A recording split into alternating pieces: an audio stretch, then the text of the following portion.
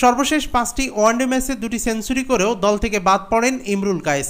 এবার যুক্তরাষ্ট্রের বিপক্ষে সিরিজ হারের পর মুখ খুললেন দেশের সবচেয়ে অবহেলিত ক্রিকেটার খ্যাত ইমরুল। বিশ্বকাপের আগে আমেরিকা অভিযানের শুরুতেই বিব্রতকর পরিস্থিতিতে পড়ল বাংলাদেশ। টানা 2 হারের স্বাগতিক যুক্তরাষ্ট্রের কাছে সিরিজ খুইয়েছে নাজমুল হোসেন শান্তর দল। সেই সঙ্গে প্রথম দল হিসেবে আন্তর্জাতিক টি-20তে 100তম ম্যাচ পরাজয়ের বিব্রতকর মাইল ফলকে স্পর্শ করেছে টাইগাররা। আর গতকাল দ্বিতীয় টি-20তে আনাড়ি যুক্তরাষ্ট্রের কাছে হারের পর ফেসবুকে রহস্যজনক এক পোস্ট দেন ইমরুল কায়েস। নিজের অফিসিয়াল ফেসবুক পেজের পোস্টে ইমরুল পাশাপাশি 3 ধরনের 6টি ইমোজি ব্যবহার করেছেন। অনেকেই বুঝতে পারছে না ফেসবুকে দেওয়া ইমরুল কায়েসের পোস্টের রহস্য কী। আসেন সবাই মিলে সমাধান করি। ইমরুলের ব্যবহার করা প্রথম 2 ইমোজি মানে হলো শেষ পর্যন্ত যুক্তরাষ্ট্রের মতো একটা আনাড়ি দলের সাথেও সিরিজ হার লজ্জাজনক।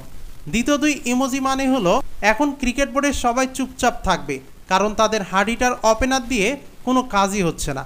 আর তৃতীয় 2 ইমোজি মানে হলো মাফ চাই ভাই, আমি এই সিরিজে নাই।